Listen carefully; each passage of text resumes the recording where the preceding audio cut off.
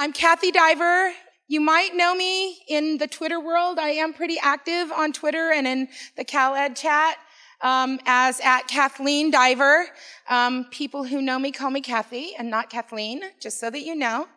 My grandmother calls me Kathleen.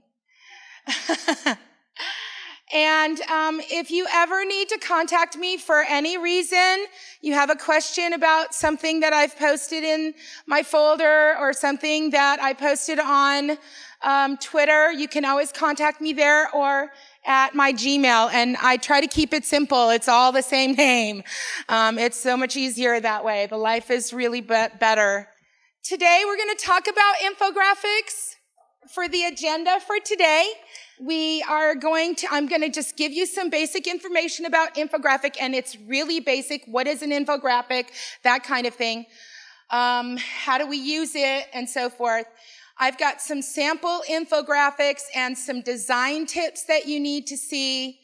And then you're going to be creating your own quick infographic towards the end. So there's some things about sharing and some tips I'll give you about that and how do you collect the work when you have your kids do it. That'll be also some hints and tips. This tiny URL that's here has a folder that's attached to a folder for this event. And this presentation is called Q Infographic Presentation. Pretty simple, very straightforward. There's another presentation in there that I actually showed to my students to teach them how to use Piktochart, and I actually imported a couple of those slides into this presentation. So you don't have to go to that, but you can use it. You can copy anything in the folder. I think there's a form in there, a Google form to collect work that you can use. Anything that's in that folder, you can copy it and edit it on your own. Obviously, I didn't give you editing rights on mine, but because I don't want to see it change that much. That would be kind of interesting. So, are we ready? Can we move along? Okay. And again, I'm sorry I'm not moving around so much today. So, an information graphic. Wow. Data visualization. I think that's probably the biggest, the nicest synonym for it. We take data and we put it in a way that makes it interesting to look at and easy to understand. Okay, so this is just the formal definition of infographic, a visual image such as a chart or diagram used to represent information or data. I think most infographics nowadays are more put in an online kind of situation, in a digital format. If you wanted to put them in poster format, that would be okay too. I haven't myself created any digital ones, paper ones out of the digital ones that I've created. I just don't see a need. Don't kill trees. Okay, so part of the deal with infographics is all about being that 21st century learner. And so having information and data and being globally aware and communicating what you understand about that data and critically thinking about it, this infographic thing puts those skills together in one document. It takes a lot of critical thinking to put that information in a format that allows other people, and that's the key right there, it's having an audience that allows other people to understand numbers. So for me, it's a very quick interpretation of information and data. And something that they know. Recently, my students did a cancer infographic, and I wish I'd thought to load one of these cancer infographics on. It was actually the day of cancer that was a few weeks ago, and it was just a nexus of time. We were finishing up mitosis and meiosis. I teach biology, and cancer is basically mitosis gone wild. So it was perfect timing to have that day, of cancer and have my students do a little mini research project. It was one day. They did their research. They had it all. They put it in a data, in an infographic, and they submitted it by 8 a.m. the next morning. So it can be done very quickly. We use a lot of graphics. There's some of the websites that we're going to look at today actually have really cool sort of templates that you can adjust and manipulate so that you can put numbers, for example, in a map and have the map represent information. They have things like pie charts and line graphs and bar graphs that you can just quickly incorporate, and all you have to do is a little bit of manipulation on the numbers. It's pretty slick. It helps with complex issues. When we see something like a carbon footprint and we start to look at the big globes of numbers, who's really giving off the most carbon, right? It's in that particular, and I'll show it up here as well. In that particular poster, it really does make it clear where all that carbon is coming from. And it's super easy to see. And again, it's a pretty complicated issue. So there's some tips that I tell my students when they're getting ready to do an infographic. Now, the cancer infographic was not the first one they had done. So the first one that we did in my class, it took time to, teach them this because they're not used to thinking, well, it's just a research report. That's what they're used to thinking. So they're not used to thinking of putting it in an artistic format in a way that is attractive and in a way that makes sense and shows, shows importance. So the first thing is about contrast. And if you look here, an infographic is data that's sorted and arranged and presented visually. And you can see the contrast of the design of the piles, and then suddenly it's all nice and organized. And this infographic I posted where I got it from on the bottom, so you could totally take a look and see what this infographic and where it came from. And I posted this on this PowerPoint. So no, on this Google slide, on this slide deck. Okay. So again, with the infographic, the next thing I tell them is you really need to have a hierarchy. What's the most important thing in your infographic, in the information that you're trying to present? So the key idea needs to sort of be in the title and maybe right underneath the title. And as you go down through towards the bottom of the infographic, things are less and less and less important, but it needs to be important enough to include. So you're not going to hide it all. What's interesting about this one is at the very bottom, it talks about sources and where you got your sources of information from. Of course, with any research project, and this could be a different way of doing a research report for your students. With any research project, you want to make sure that their information is accurate and it's truthful. And they've got to find maybe multiple sources just to make sure that they're not just getting some biased information. When my students create infographics, I have them do it with what I think are relevant topics. And they, like the cancer one, they didn't get to choose the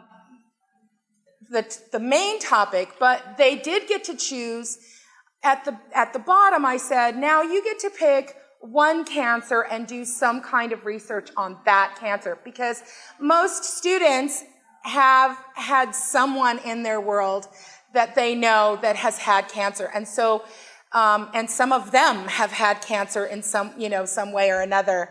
So for them, that's relevant. If they have, and I know that's not what this means, but if they feel like it's important, they're going to do a better job with it. I put the social media thing up here as part of a relevance thing, because this is really important in my world.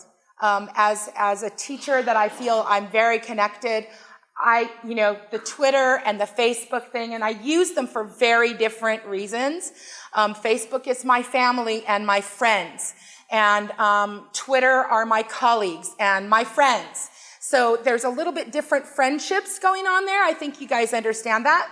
So, and I haven't really done like Snapchat and things like that. I'm kind of leery. But again, relevance. If this is a really relevant topic for kids and for us. And then, again, truth. What's true? Make sure that the things that they put on their infographics are accurate and true. And this is that carbon footprint poster that's going around. And it's a fairly easy access. You can see it.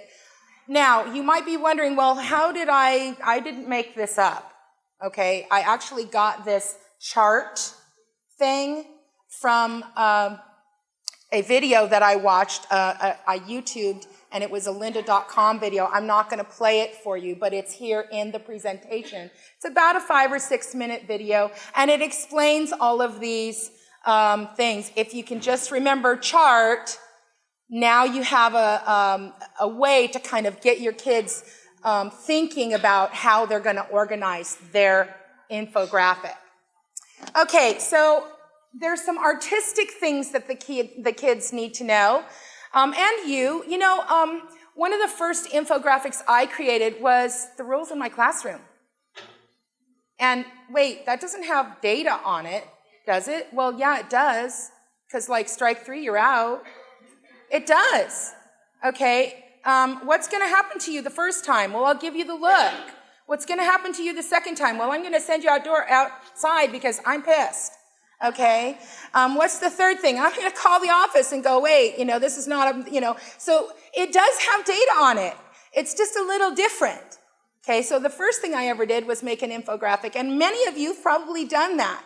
I saw a really cool one that was a school syllabus. A teacher's syllabus.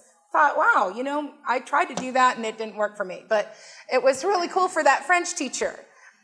So there's lots of things you could do with this that's not necessarily about numbers and data, okay? But you want to use colors that are complementary or colors that have good contrast. You don't want gray on blue that much, because gray on blue isn't a big contrast. But if you have a powerful color, like a big blue, and then maybe a light gray, a dove gray, that will be working. Don't use a lot of different fonts. That makes people crazy when they look at different fonts. Okay, right? I hear a lot of chuckles. That's probably true. And kids don't know that. Okay? If you've ever seen a PowerPoint, okay, yeah, maybe not so much, right? So these design tips could also be extended to any presentations they do, right? And if you ever have them do brochures and other things, really keep it simple, keep the layout simple, make sure that there's, your data is what's showcased and telling the story. Surround your text boxes with shapes. So it's really kind of slick when you have a square or a rectangular text box, and then you have sort of a triangle or a circle around, or some kind of a diamond around it. It looks nicer that way. It looks framed. And again, these are they don't really have to do with the data. but they have to do with the way that we perceive it. And that's really important. When we talk about infographics, we're talking about who's our audience. Who are we trying to get information to?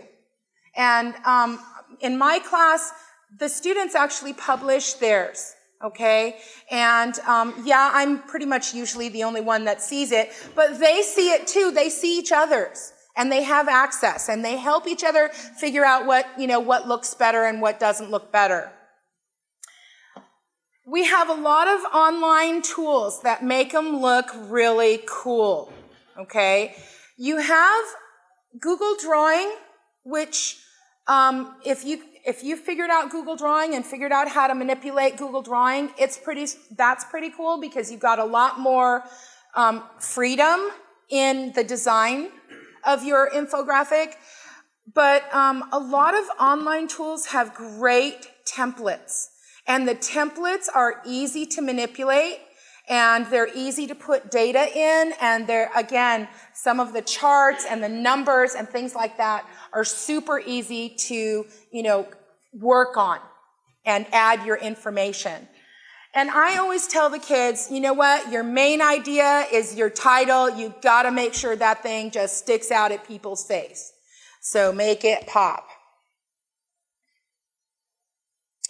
Okay, so here's where I'm gonna start with Piktochart because that's a little bit later. We're gonna use Piktochart to create our first infographic for those of you who haven't made one before.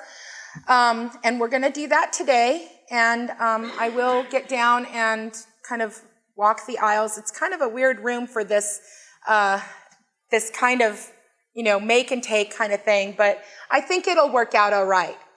So Piktochart's super easy. You can either sign in with Facebook, and I tell my kids either their Facebook account or their Google account. I have them do a Google account at the beginning of the year. We're not a GAFE school exactly, so I just have them create their own Gmail so that they have a Gmail so that they can sign up for the different things that we're going to use. So they need to create a new Piktochart. I sometimes give them choices of which applications they're going to use. On the last one, I didn't. I told them on the cancer one, I say, you all have to use Piktochart. Nobody's using anything else. And that's a lot easier because then if you give them too many choices, you get so many different kinds of things to look at. And then when you go to grade it, it's like, wait, where is, 1, 2, 3, 4, whatever that is. When you get into Piktochart, you're going to select a template. And I will get in there and I will show you what that looks like. Piktochart is a commercial website that has a free side and it has a GoPro side. The GoPro side costs money. There's plenty of templates for what we do as educators in the free template side, okay? The dashboards and the controls are on the left side of the page. There's some stuff on the top that has to do with sharing and making things public. And then I'm gonna click in here on this vacation planning because this is one of my Piktocharts that I created. It's probably going to be a little hard to see, but I just used one of their templates. It takes a second. Okay, and it looks kind of like a journey, right? A pathway. And so this is actually very different from the original template because I picked different colors and I picked different sizes of like the pathway and things like that. Obviously, I could have added information about money. This was more of a step-by-step, like a flow chart, which is another use for an infographic, if you wanted to use it that way. So find a place, make a plan, reserve the timeshare, because that's what we mostly do. Then buy airline tickets, and hopefully you find them cheap. Not always. We want to use local cars, because that's how we travel, my husband and I, so we rent a car. Then plan how where we're going to go. Make sure that we pack and get to our destination, and then have fun when we're there. And start planning the next journey. I mean, that's kind of how we do in my family. So I'm going to click that off. Is that okay? Okay. All right. So now, before I go to your turn, okay, I'm going to come back to this slide. I want to talk about some of the other websites that I have had my students use. So you can use Google Drawing. Okay, and there's a slide that gives you directions to how to do that. You can use something called Easily, and again, Easily is nice because it's more artistic than Piktochart. There's still some good charts and graphs, but there's a lot of cool templates in there. They have the nerds versus geeks. Yeah, they do. Okay. I thought I had, well, you can find that on you can find that on Google too. Canva.com is another one. I had my students use Canva for a cell project, a cell analogy, where they had to take, for example, things in a city and how they are represented by things in a cell. The organelles and so forth. So there are lots of cool choices there. This one is more artistic and less charty. It's less graph. The thing is, you can upload pictures, by the way, to all of these. If you take pictures and you can upload them to these websites as you're creating your infographics. And so that's what I tell my students to do. They've got their own pictures. You can do all of that yourself. Or you can find some of the free pictures are great, but some of them are, the one that they want costs money. So I tell them, well, you don't need to buy that. Okay. Okay. There are a number of other ones that are out there, but those are the ones that I have used and my students have used. Okay. There's another one called Visually, but I haven't used that, so I couldn't speak to whether it's easy or whether it's difficult. Okay, so back to this. How to create your infographic using Piktochart. So now what you're going to want to do is get into piktochart.com. And it is a little easier to do on a computer than it is on the iPad. You'll want to, if you're on a tablet, you'll want to go in through your browser and not through the app, because the app only shows you a finished Piktochart. You can't manipulate it and create it in the Piktochart app. I've looked that up. I tried to do that and I went, dang. Nope, not going to happen, at least not yet. So if you're creating the infographic, you're using piktochart.com on your browser. And then if you look at this menu up here, if you're there already, the first one is infographic. The next one is presentations, which you could make a slide deck on that if you wanted to. I don't know why you would necessarily want to, other than the ability to change the graphs and charts. That would be easier than doing that on Google Slides or on PowerPoint. The next one is poster, and then the last one is report. So you can explore those at your leisure. So once you pick infographic, then down below you see these are the free templates that you can use. And so you could create on your own choice of template, whichever one. You can see I used this one over here in the corner for my travel one. In order to edit, you select the first block and you edit the sample text. And then in order to do that, you just double click it. And then you just type in the word that you want instead of the sample, whatever the text says. And usually there's 2 or 3 blocks. Sometimes there's 4 on these templates. But you can add a block just by going on the side. There's a little plus sign, and you would just add a block. So if that template if it didn't have enough space for you to do the work that you wanted to do on it, you could add a block, and your infographic would be longer.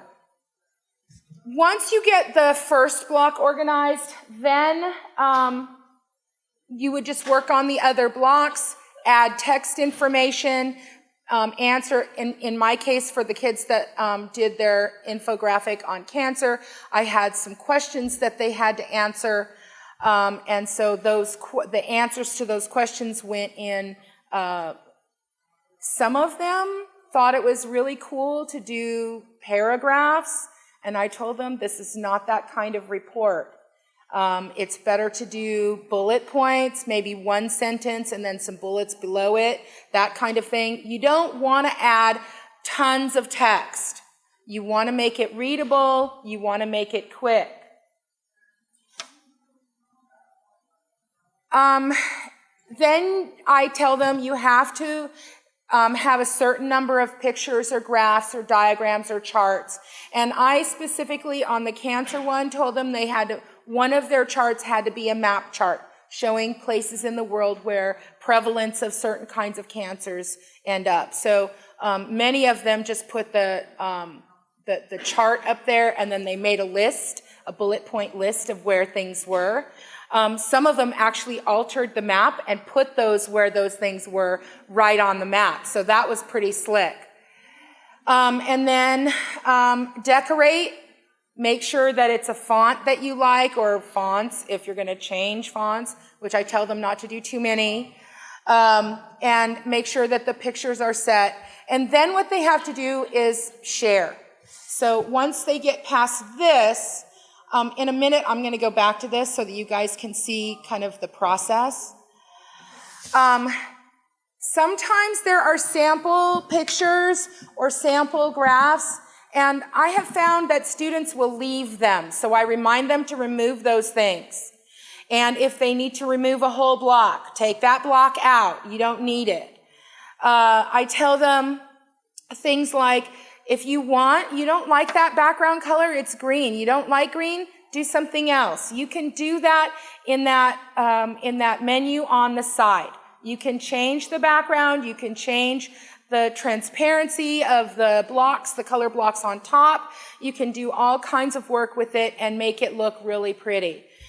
On the cancer infographic, because I had such a quick turnaround on it, most of them just kept the template as it was, because they only had a little bit of time to do their research and find out their information, and then they put that information in. A lot of them had the bare bones of it completed by the end of the period, and we are not in block schedule. We are on 55-minute periods.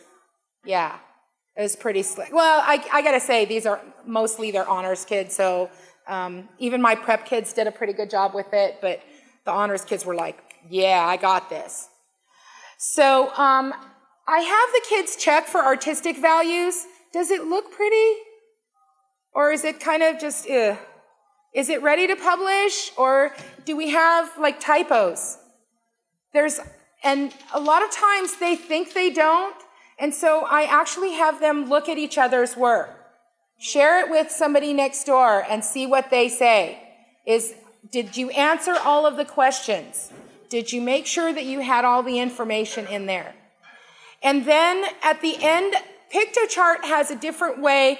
On the free, you have to publish it. It has to be public, okay? You can't just only with a link. It's not that kind of website.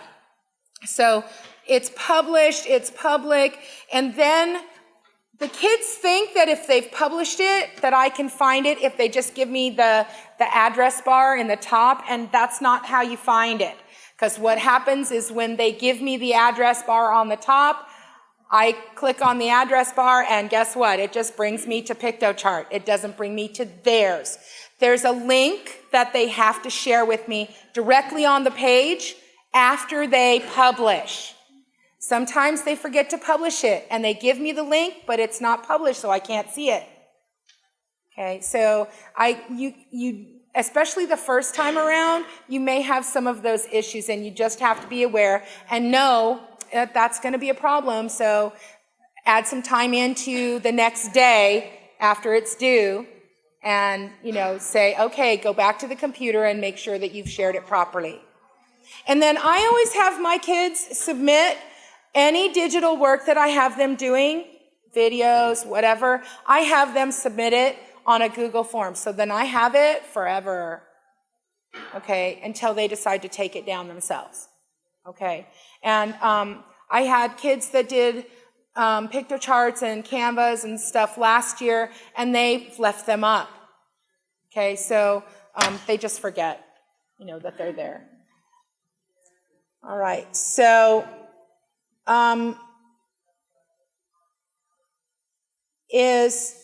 we ready to be on Piktochart? Is everybody in? So this is the one that I'm going to pick, okay? And then I'm going to go down to all of the templates, okay? And I kind of like this one for what we're doing right now. And you would hit create. And so capture the moment is kind of cool because we're sort of where we're at right now, capturing the moment. And we could certainly, I think there's a way to do a Twitter feed on here too. I mean, it's kind of cool. You can do some different things like that. So if we were talking about Palm Springs, for example, this computer doesn't have all my pictures of Palm Springs on it. It's on my phone, so I'm sorry I don't have a lot going on here. But the one thing, the question that you asked about whether you have the students share, they can't work simultaneously on it together, not like in Google, in the Google world. They couldn't do that. That dawned on me that it couldn't be that kind of collaboration. It would have to be one person kind of controlling and manipulating while the other person is sort of directing, or vice versa. Yeah, that is a problem. Okay, so let me change this and go, let's do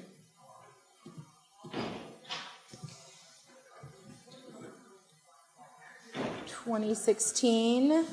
Whoops. If I could just spell or number facts, right? So Q 2016 facts. What are some cool things about that we would put in here about Q 2016? There's some good numbers. How many people are here? Not in this room, but here in the Palm Springs Q. Like 7,000? Okay. Okay. So, so far, what's been your favorite moment? Thank you. It's a little scary. Yeah.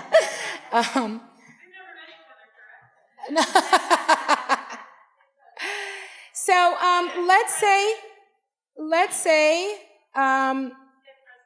oh yeah, right? Okay, let's see if we can find Kid President. Okay. In there.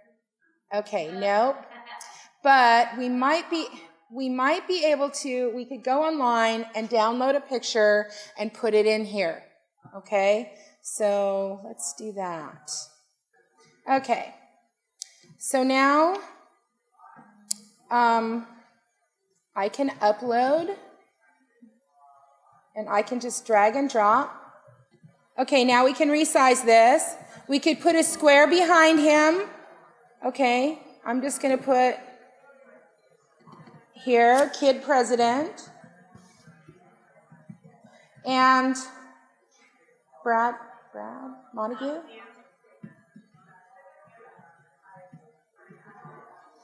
Okay. And again, we don't need that. And so we can change the text and make it, it was an inspiring keynote. Okay. We could, maybe in here, we could put a map of Palm Springs or, you know, some other like Q.org, their symbol or whatever. So you can see how easy it is to manipulate this stuff, right? Okay. You want me to see you want to see me do that? Okay. So graphics, shapes. Okay, let's put a circle behind him in here. Okay. Now, I put it over his face.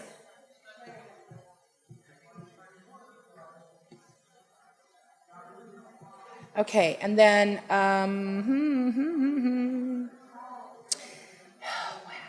let's take this guy out. This one we want to move forward. Oh, I forgot how to move it forward. There's a way to do that. What's that?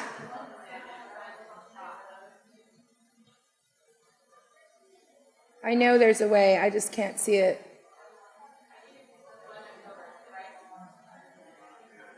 Oh, there it is. Okay. I want to put it in the back. No? Put it in the back. There we go. So we got him behind. You know, obviously, I'm not, thank you, by the way. It's not perfect, but you could totally see how easy that is to work.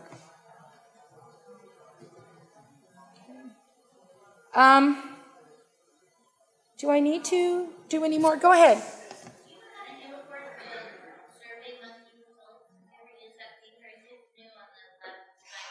I haven't used any survey results. That's interesting that you can do that because one of my colleagues used this in her statistics class, and the students sent out Google Forms to get surveys, and then they used the data from that. That would make life way easy on that connection. Wow, because they had to crunch those numbers themselves.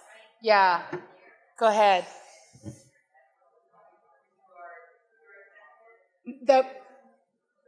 My rubric. It depends on what I'm asking them to do, of course. Did I not put a rubric in there in that folder? Yes, I did. So this, the rubric, I'm just pulling it up right now. The rubric that I have for this one is just a rubric that, and it's hard to see in here, but it's just a rubric it's for biomes. That was the first infographic that I had my students create, and it was, they had a number of points based on, what they included in their infographic. For the cancer infographic, because I asked very specific questions when I just went down and, did they, check. That was a lot easier to grade.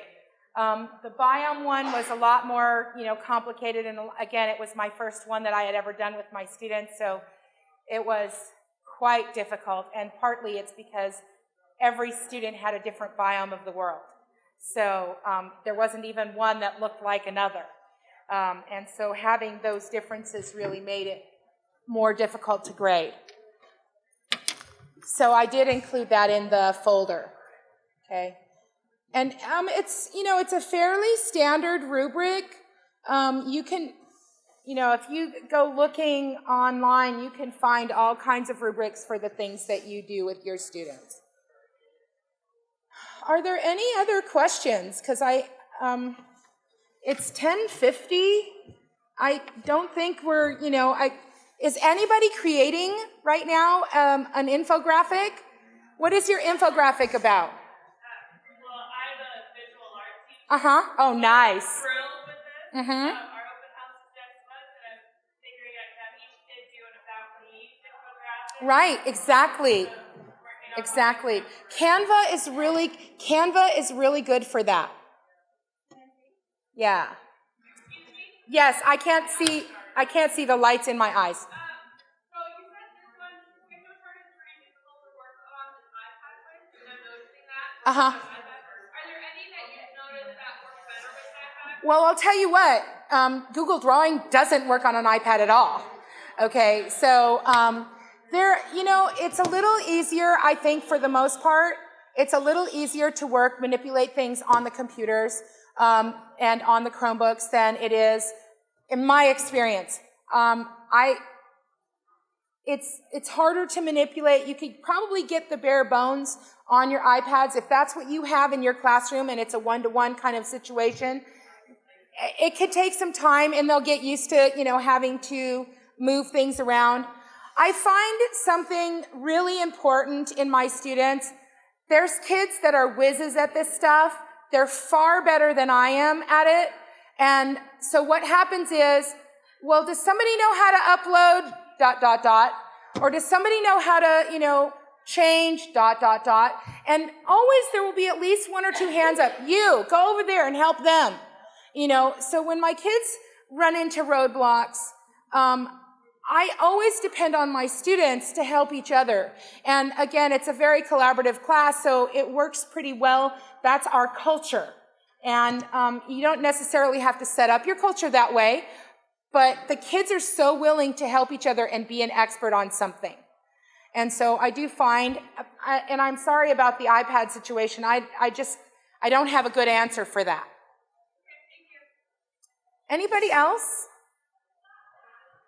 Okay, at the end of my infographic presentation, I'm going back to it, I actually would like some feedback. It would be helpful if you could, let's see, that's not the folder, it's this right here. It'd be helpful, it's separate from Q, and please fill out the Q SCED evaluation as well, but it would really be helpful to me to know if I'm hitting the target, if I'm not hitting the target. What do I need to do to, I can't fix the iPad situation, but what do I need to do to fix what I did here? Okay, so if you could please give me some feedback, it's like 5 questions. So it's pretty easy, it's a grid you can kind of just manipulate. And it's on a Google form, so you can do it on any device. I'm going to leave it up for a little bit.